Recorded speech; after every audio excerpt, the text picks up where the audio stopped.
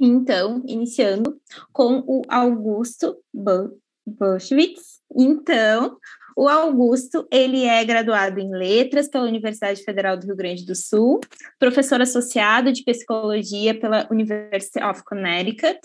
Ele também é pesquisador do Haskins Global Literacy Hub e também do Instituto do Cérebro do Rio Grande do Sul. Ele é cientista responsável pelo aplicativo de alfabetização Grafogame no Brasil e atuou como conselheiro da Câmara de Educação Básica dentro do Conselho Nacional de Educação. Augusto, é um prazer te receber, seja bem-vindo, né? E passo a palavra para ti.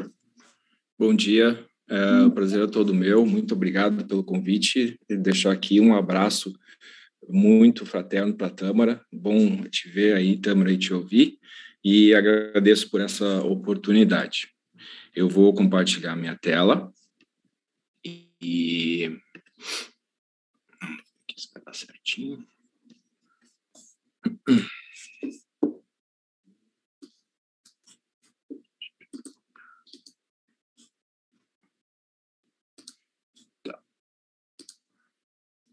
PowerPoint, só que agora eu preciso colocar ele em modo apresentação, vamos ver se ele vai aparecer. Apareceu em modo apresentação para vocês? Acho que sim, né? Sim, está certinho. Tá. Ok. Ups, agora ele trocou, né? Peraí. Deixa eu trocar aqui. Agora vai dar certo, eu acho. Deu. Tá. Ok. Então, bom dia, pessoal. Agradeço a apresentação. Eu vou ir direto ao assunto. O que eu vou trazer para vocês aqui uma apresentação sobre um pouco da neurociência, né, em relação à violência e ao desenvolvimento, e falar especificamente do período da adolescência. Então, acho que ficou até muito bem na sequência aqui da fala da Tâmara, porque vários construtos e questões que a Tâmara falou estão na minha apresentação e eu até posso não perder tanto tempo com elas e tentar ficar dentro dos meus 30, 35 minutos aí. Tá? Então, eu vou falar desse projeto que a gente teve com o BID, né, o Banco Interamericano de Desenvolvimento. Foi um projeto que nasceu de conversas que começaram lá em 2015.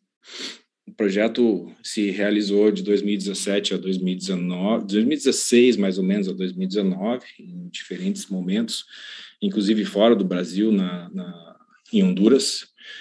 E a pergunta que tinha sido nos feita pelo BID é qual o impacto da violência no adolescente do ponto de vista da neurociência. Assim. Então, a gente trabalhou para ajudar o BID a entender um pouco melhor esse aspecto neurocientífico da violência, porque, claro, eles como economistas, né, têm trabalhos importantes, inclusive um aqui que eu vou citar, sobre efeitos da violência, do abandono escolar e etc., dentro dos próprios especialistas do banco. Né? Então, só para contextualizar, ali em 2015, de 2016, Porto Alegre estava entre as cidades mais violentas do mundo. Acho que atualmente ela não está mais entre as 30 ou 50, que era no caso, na época, né, que Porto Alegre está aqui aparecendo aqui nesse grupo comparável, por exemplo, com Detroit e outras cidades aqui dos Estados Unidos. E, claro, as cidades mais violentas, como vocês bem sabem, ficam, infelizmente, na América Central. Então, é por isso que também, pelo Instituto do Cérebro, onde eu trabalhava à época, ser em Porto Alegre, nós conseguimos fazer esse trabalho com o BID sobre a exposição à violência. Era um trabalho que inicialmente tinha uma ideia do BID de que teríamos muito mais cidades e tal, mas acho que como eles não tinham experiência com pesquisa em neurociência, a primeira vez que nós falamos sobre os custos de fazer um estudo com neuroimagem, fizemos um ajuste para um estudo transversal. Né? Então, por que se chegou, e qual é o contexto de tudo isso? Para além de Porto Alegre, como vocês estão vendo aqui, quais são os países e aonde que estão a maioria dos homicídios entre jovens e jovens adultos. O Brasil está ali, né? Logo após Honduras, Venezuela, El Salvador e Colômbia, está o Brasil com o maior índice de mortes, homicídios violentos, né, entre jovens. Tá? E a adolescência justamente o período sobre o qual eu vou falar um pouco hoje. Tá? E Honduras, aí estando em primeiro lugar, foi também onde nós realizamos um segundo braço desse estudo, sobre o qual eu vou falar muito brevemente. Tá?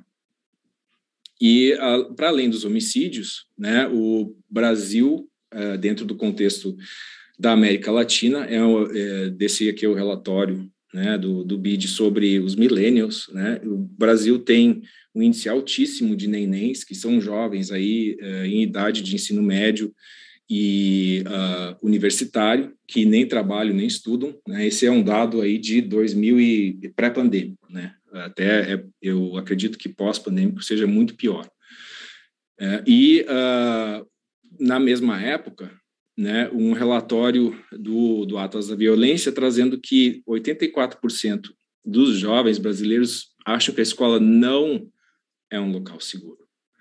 Eu acho esse dado muito chocante e acho ele crítico para a gente entender os efeitos da violência num período muito determinante para a vida, né, para os desfechos profissionais e pessoais e de saúde mental, que é a adolescência. É claro que a primeira infância é importante, mas a adolescência vem sendo tratada como uma segunda janela de oportunidades, não só para correr atrás, o que sempre precisa ser feito, mas também para evitar que não se perca, né, toda a capacidade, né, da criança e que foi desenvolvida num período que é bastante turbulento naturalmente, né, que é a adolescência. Então, nós vamos falar um pouco sobre essa turbulência, né, da adolescência, por que ela acontece, por que os pares são importantes, né, e também por que a violência daí vai ter um efeito que precisa ser bastante bem observado e tratado, né?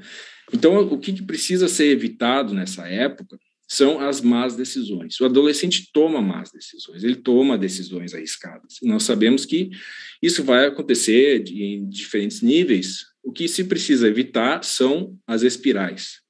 As espirais de más decisões, uma atrás da outra, que vão levando para o adolescente, daqui a pouco está, né, fichado no sistema, vai ter que ir para começar a entrar em toda essa parte de política pública de prisional, enfim.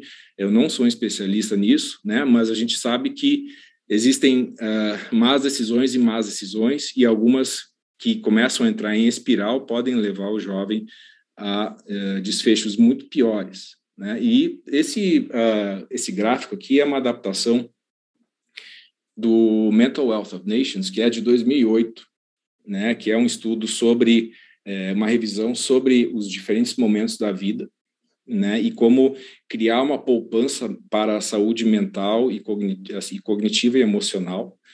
E justamente como vocês veem ali na infância, né, é onde a poupança, digamos assim, aí tem 3 curvas, uma curva vermelha, que seria uma curva menos ideal, uma curva média em amarelo e uma curva azul, que seria, bom, o que nós podemos fazer para impulsionar a poupança mental, digamos assim, de todos, né? E na parte da adolescência, que é onde, digamos assim, a poupança para de subir, digamos assim, a diferença né, ela vai atingindo um platô, a diferença é o quanto você vai manter os ganhos, digamos assim, né, para usar uma analogia simples e financeira, apesar de ser muito mais complexo do que isso, e conseguir desenvolver engajamento, propósito, autoestima, autorregulação, cognição social e evitar desesperança, más decisões em espiral, que levam à exclusão social, depressão, desfechos negativos, inclusive né, violentos.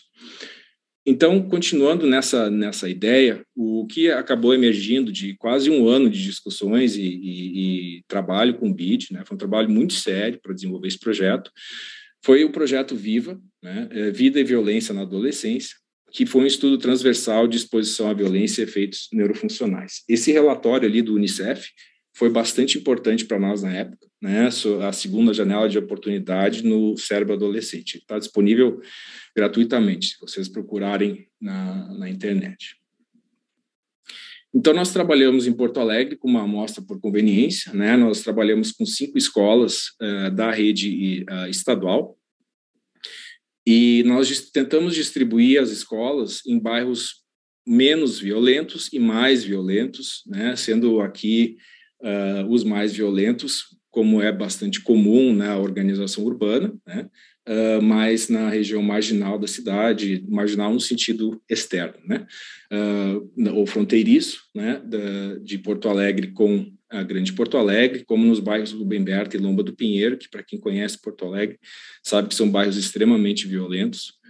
Mas mesmo os outros bairros, entre aspas, menos violentos, nós não percebemos muita diferença nos relatos de violência desses jovens adolescentes, pré-adolescentes, né? A faixa etária aí era de 11 a 13 anos.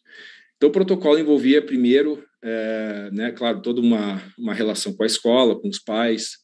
A gente distribuiu mais de 500 termos de consentimento, obtivemos aí uns 200 termos assinados, né, e com muita persistência e visita às escolas e conversa com os pais. Mas, assim, isso até é um dado bastante frustrante, que também aconteceu em Honduras. À medida que o estudo começa, a nossa perda de participantes é muito grande, principalmente um dos maiores fatores, incluindo esses jovens não conseguirem ler, eles precisavam ler para participar do estudo. Outras questões como não ter um responsável para trazer e acompanhar eles ao Instituto do Cérebro. Esse foi um dos maiores motivos, né? Mesmo nós trabalhando, recebendo eles, inclusive, sábado e domingo, e pagando Uber, pagando uma refeição, a nossa perda, no fim, foi de 200 termos para uns 150 participantes, e que nós efetivamente levamos para o Instituto do Cérebro para fazer todo o estudo de neuroimagem, em torno de 60. E vocês veem a perda bastante constante, né? Então, nós avaliamos a exposição à violência com um questionário de autorrelato, chamado JVQ, né, que tem adaptado para português, espanhol, foi o mesmo que nós usamos em Honduras. Ele é bem interessante porque ele tem perguntas simples sobre diferentes tipos de exposição à violência e permite uma pontuação, né, em relação ao que o jovem relata de experiências. Avaliamos questões como atenção, controle inibitório, né, as funções executivas, que a Tamara também falou, neuroimagem e o cortisol, né, e outras questões aí sobre as quais a gente não vai ter tempo de falar. Eu já vou abordar primeiro, então, bem rápido esse questionário, né. Nós tivemos uma das primeiras publicações do estudo, foi esse artigo sobre a relação entre a exposição à violência e o cortisol no cabelo, né. Eu já vou falar um pouquinho mais sobre esse cortisol. Mas o que eu gostaria de ressaltar aqui são 2 dados, né, dessa parte sobre a violência, que todas as crianças aqui, ou jovens, na verdade, né, relataram ao menos uma experiência violenta, né, não tinha score 0, digamos assim. 80% relataram pelo menos 2, né, e aí acho que 3 ou mais, que são os polivitimizados, já é mais de 60%. Então, comparando com, por exemplo, o Chile, isso é um índice bem mais elevado de exposição em média no JBQ do que se encontra naquele país. Tá? Até no artigo tem uma discussão sobre isso, né, em relação à mesma medida nessa faixa etária em diferentes lugares do mundo. Tá? E os pares irmãos, né, 1/4 desses jovens relataram experiências violentas com pares e irmãos, né? Pares principalmente na escola, então agressão por gangues, agressão pelo irmão, né, ou por um colega, pode ser verbal ou física, né, o bullying e a agressão sexual não genital, tá? Que daí tem separado isso do abuso sexual ali, que ficou em 9%. Tá? Nesse sentido, então, para vocês terem uma ideia da exposição à violência, o segundo tipo de avaliação, nesse caso molecular que a gente fez, é com o cortisol. Então, o cortisol é um hormônio que o nosso corpo produz naturalmente, o estresse faz parte, né, da vida do ser humano, e à medida que a gente está sob mais estresse, produz mais cortisol, que pode ser medido, por exemplo, no sangue e na saliva. Só que no sangue e na saliva ele está sujeito a flutuações diárias, né, das suas experiências, enfim, e ele é mais por exemplo, para você monitorar o estresse naquele dia ou fazer um monitoramento contínuo. Já no cabelo, aqui tem uma questão interessante, vem se tornando uma medida crônica, né, de exposição à violência, que apesar de não ter uma norma, né, então assim, não dá para dizer, tantos miligramas de cortisol é estresse. Isso não existe. Mas a gente pode sempre fazer análises relativas. Então, o nosso cabelo cresce a 1 centímetro por mês. A gente tentou obter 3 centímetros de cabelo, né, desses jovens, um pedaço aqui atrás, né, da nuca. Os meninos foi mais difícil, em geral a gente teve 1 ou 2 centímetros. E aí depois esse cabelo é cortado em pedaços, feito todo um processo de desmanchar o cabelo e as gorduras, enfim, para extrair o nível de cortisol. E nesse estudo, né, que eu falei aqui, publicado na revista Stress, houve uma relação significativa entre exposição à violência e o nível de cortisol no 1º centímetro do cabelo, por exemplo. Então, o grupo altamente polivitimizado, que são os jovens expostos a 3 ou mais eventos, né, dentro daquele grupo inicial, tinha também mais cortisol no cabelo, relativamente aos outros 2 grupos. Tá? E dentro de outras avaliações feitas, né, houve uma relação importante aí com questões de problemas de ideação, né, e de pensamentos negativos, comportamento de quebra de regras, né, e disruptivo, e ansiedade e depressão, que são bastante importantes já na adolescência, mas apareceram de forma mais frequente entre esses jovens. Aí tem um outro estudo sobre o qual eu não vou conseguir falar, né, que a gente encontrou uma relação, essa correlação também com os participantes da neuroimagem entre cortisol e exposição à violência, e fizemos um estudo sobre uma tarefa, né, de cognição social aí para quem tiver interesse, de como a exposição à violência afetou o funcionamento, né, do cérebro deles em relação a questões de emocionais e de interação social. Tá? Então, partindo direto para o ponto de hoje, justamente é atenção e controle. E por que eu escolhi falar sobre isso nesse momento? Porque a atenção e controle, né, no período da adolescência, são bastante críticos para se evitar aquelas espirais. Então, o que é o período da adolescência? É um período em que há muita potência, né? O adolescente ele passa por um crescimento muito rápido, uma injeção de hormônios e de sensações e de emoções, mas o cérebro, a parte do freio do cérebro, digamos assim, do controle ainda está em desenvolvimento. Então, não é que ele não tem controle, não é isso, né? Não é que ele é um descontrolado, mas há um descompasso entre, digamos assim, o que foi desenvolvido emocionalmente e o que está se desenvolvendo em termos de controle. Né? E a gente não consegue mais falar de maneira separada, né, de cognição e emoção. Não existe mais isso. Né? O cérebro é um só. Então, adolescente é como você, de repente, colocar o motor Ferrari num Fusca. Né? Ele vai acelerar, mas a sua chance de perder o controle é muito grande. Você precisa, né, de todo um aparato melhor para controlar toda aquela potência que está sendo desenvolvida. E essas funções executivas, elas têm importância para diferentes aspectos da vida. Né? Então, aí tem essa revisão aqui com estudos sobre saúde mental, física, qualidade de vida, desfechos acadêmicos, profissionais, pessoais. Né? Então, a função executiva, e aí tem uma questão, né, que ela é bastante difícil de ser treinada e você generalizar esse treinamento para outras questões, mas ela tem uma importância para a nossa habilidade de nos autorregularmos. Tá? E o que pode acontecer é que a exposição à violência vai deprimir o desenvolvimento, né, dessa parte mais de autocontrole e possivelmente fazer com que o jovem tenha efeitos mais permanentes, né, relacionados com a falta de desenvolvimento da autorregulação.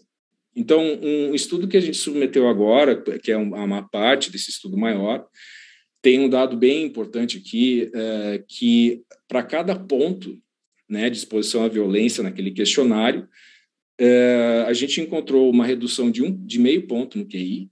Né? Então, aí você tem participantes que tinham 9, 10 pontos na escala de violência e o que você vai identificar é que isso possivelmente está fazendo com que a capacidade intelectual seja deprimida aí por 4, 5 pontos. Tá?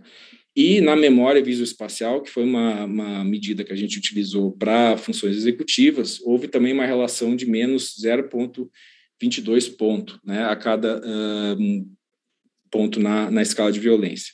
E 0,22 é bastante, né, dentro de um score aí que vai de até 7, mais ou menos. Tá? Então, pode uma criança que tem uma exposição aí de 6 a 7 eventos, ela pode ter uma depressão, né, na sua capacidade de função executiva, medida por essa tarefa, de 2 a 3 pontos, de um máximo de 7. Então, é bastante. Tá? Isso não quer dizer que a capacidade intelectual e de função executiva está afetada permanentemente, mas sim que há um impacto, né, e ele precisa ser endereçado, porque senão ele pode se tornar mais permanente. Tá? E, de novo, falando dos adolescentes, por que essa violência por pares foi uma das violências que a gente ressaltou? Justamente porque é o que acontece na escola, né? E nosso trabalho com o BID tinha a ver com a escola. Os pares na adolescência são, assim, as pessoas mais importantes, né? E até eu aqui, né, pegando o aspecto negativo, né, de alguém falando no seu ouvido para você fazer uma coisa ruim, mas existe um impacto importante, especialmente dos pares, né, no comportamento do adolescente.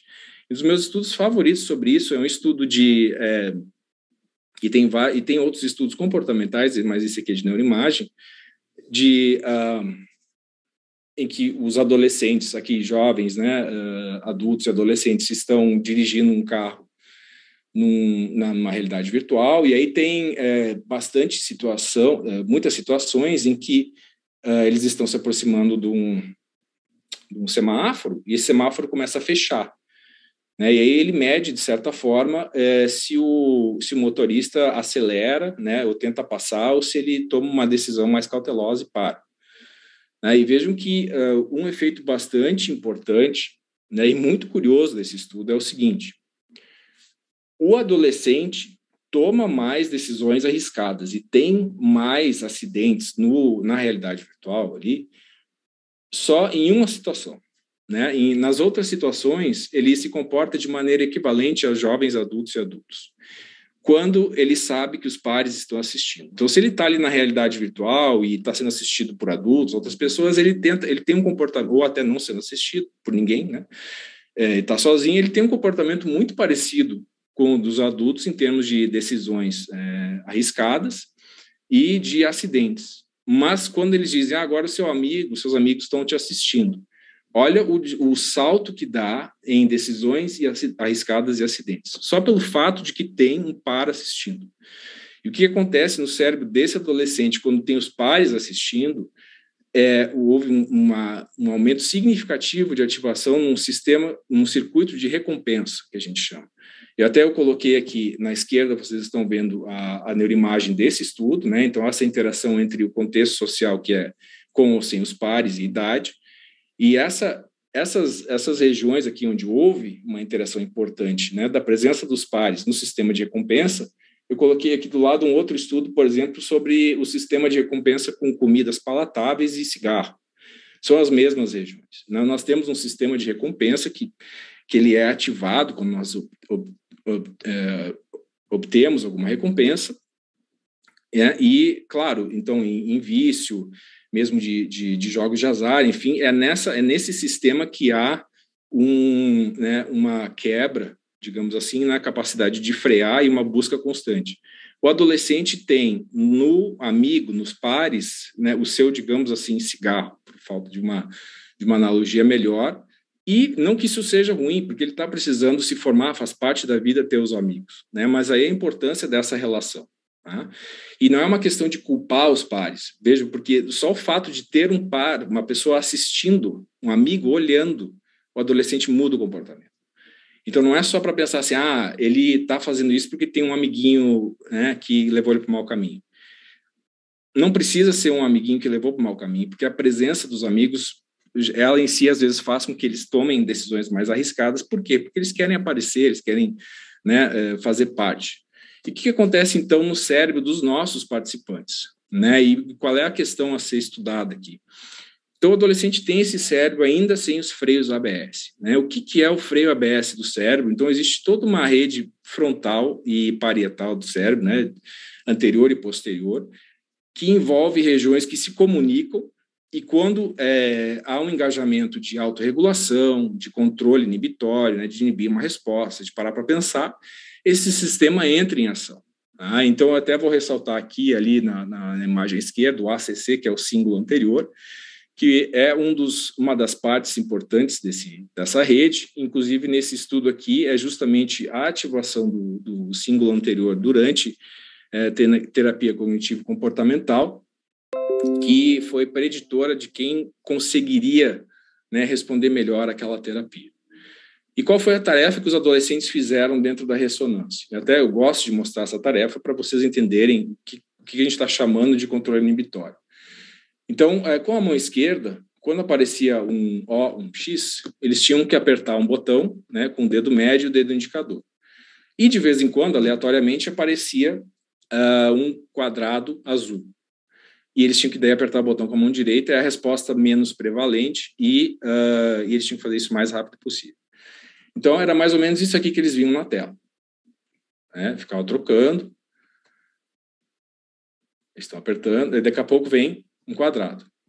Daí depois continua, e assim por mais ou menos 9 minutos. Né? Não é tão rápido assim que aparece o X ou o quadradinho, ele fica na tela por mais ou menos 1 segundo, mas era só para ilustrar para vocês o que é essa tarefa, e existe uma tendência natural com o tempo nessa tarefa que a resposta para o quadrado fica mais lenta. Por quê? Porque além do quadrado aparecer aleatoriamente, né, você vai, assim, a sua capacidade de inibir uma resposta menos esperada e de prestar atenção vai caindo. Né? Veja, 9 minutos fazendo essa tarefa é bastante chato.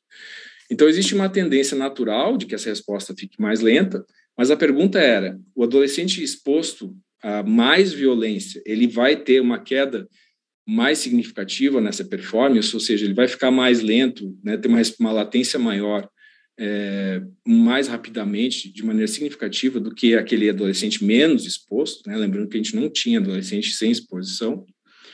Então, a gente encontrou 2 resultados que, primeiro, né, quanto mais exposto à violência, menor era o engajamento, né, a ativação de uma rede, incluindo aí regiões parietais e do símbolo anterior, que são as mesmas exatamente que vocês viram naquela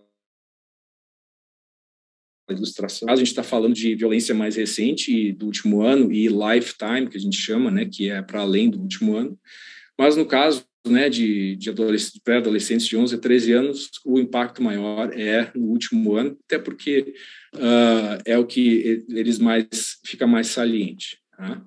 Mas também houve um impacto do que eles relataram em relação a mais de um ano atrás, né, na ativação do símbolo anterior. Mas isso, ok, menos ativação do símbolo anterior numa tarefa de atenção. E daí?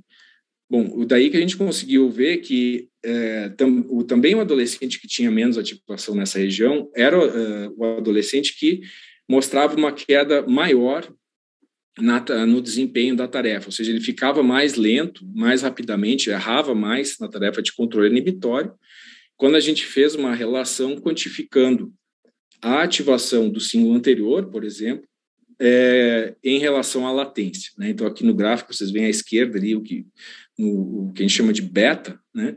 O beta é uma maneira de quantificar o nível de ativação.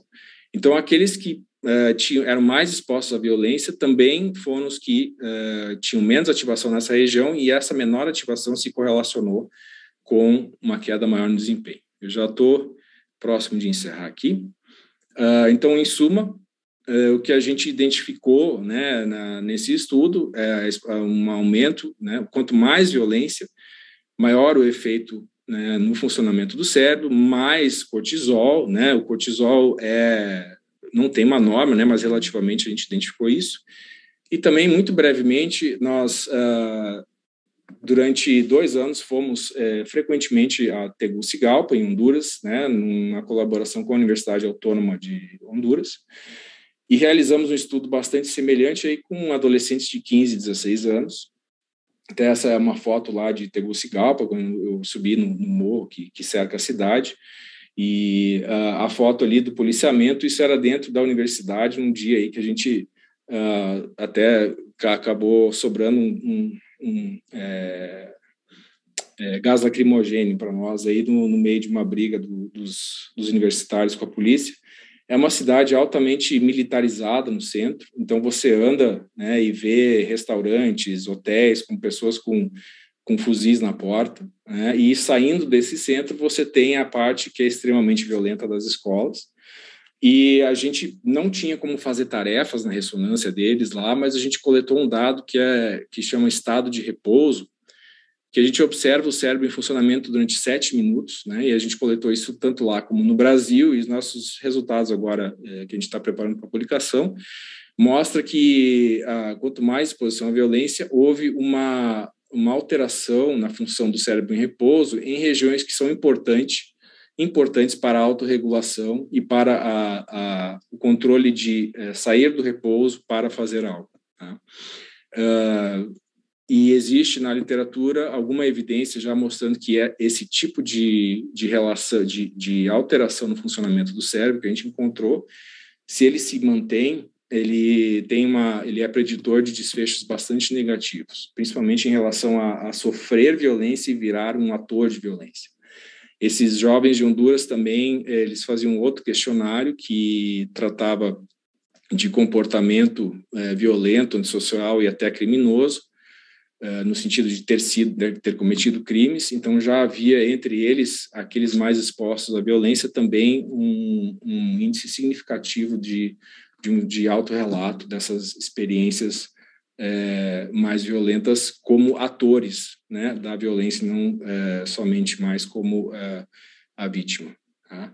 Então a mensagem final, né, a violência, exposição à violência, né, avaliada da forma como a gente avaliou, mostra que existe um impacto significativo, né, associado à capacidade intelectual e atenção, né? E isso a gente identificou no desempenho, né, como na desregulação de funcionamento de redes neurais, e para ressaltar justamente o quê? Que na política de prevenção à violência, a escola, né, e a interação entre os pares, né, é importante de ser observada e de ser estimulada como algo positivo, porque os pares aqui não são só, né, um ponto em que eles vão levar os jovens sempre para o mau caminho. Eu termino com essa imagem que eu tenho, alguns de vocês vão lembrar de quando foi, que é lá de Suzano. É claro que aqui foi uma situação externa de violência, né, mas as nossas escolas têm também muita violência interna, né, e isso é um dado bastante preocupante, no sentido de que a escola não é um lugar que o jovem acha que ele consegue aprender e se sente bem. Aqui as diferentes pessoas que eu preciso agradecer do nosso laboratório desde 2012, que nós começamos, aqui tem uma foto de 2014, teve tanta gente envolvida aqui que não, né, eu preciso também agradecer as agências de fomento, é claro, principalmente o BID nesse caso, mas também a CAPES e o CNPq que financiaram os mestrados e doutorados envolvidos. É isso. Muito obrigada, Augusto, pela tua fala, né, importantíssimas tuas colocações, né, e gostaria de falar, temos muitas perguntas, infelizmente, né, o nosso tempo não dá conta de tudo isso, mas tem uma das perguntas do público que eu gostaria de te trazer, que é qual é a métrica que poderia ser utilizada para verificar se a sensação de impunidade está relacionada à prática de infrações por jovens de 16 a 17 anos, né, porque se observa assim, um recrutamento desses jovens pelo crime organizado e de que maneira, né, isso poderia ser falado a respeito dessa sensação de impunidade. Olha, eu vou falar sobre isso com muito cuidado, porque não é a minha área, né, mas o que eu posso dar uma volta para responder isso é o seguinte: existem vários estudos que perguntam para o jovem se ele, quando ele comete algo, ele faz algo errado, se ele sabe que ele está fazendo algo errado. Ele sabe que tem consequências. Então, eu não estou aqui tomando uma posição em relação à punição ou não, porque realmente isso extrapola a minha capacidade de dar uma opinião embasada. Tá?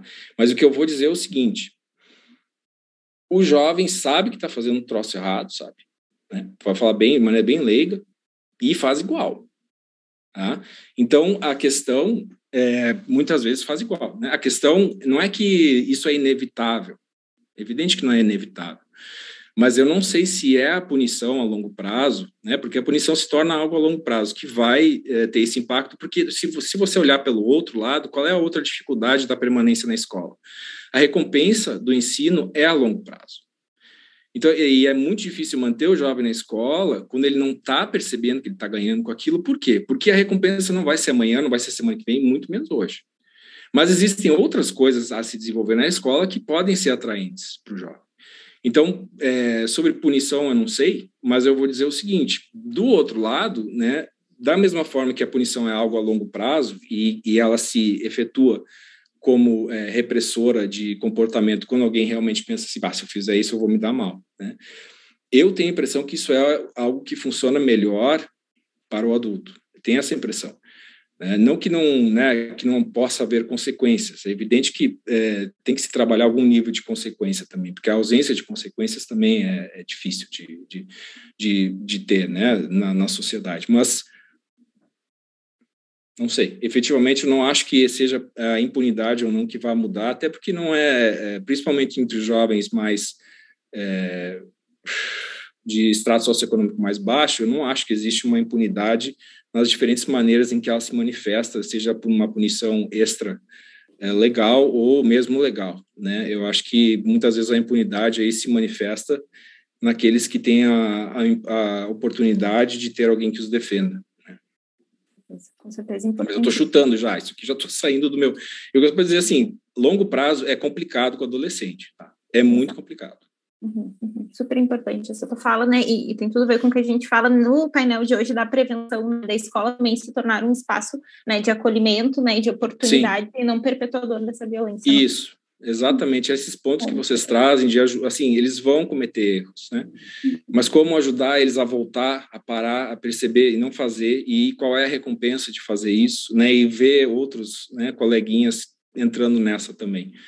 É bem importante essa questão e, enfim, existem questões muito políticas sempre envolvidas com punição ou não, mas é difícil você achar que um problema tão complexo como esse tem uma resposta simples. Na verdade, a resposta simples, ela, como se diz, né, a expressão é a resposta errada. Exatamente.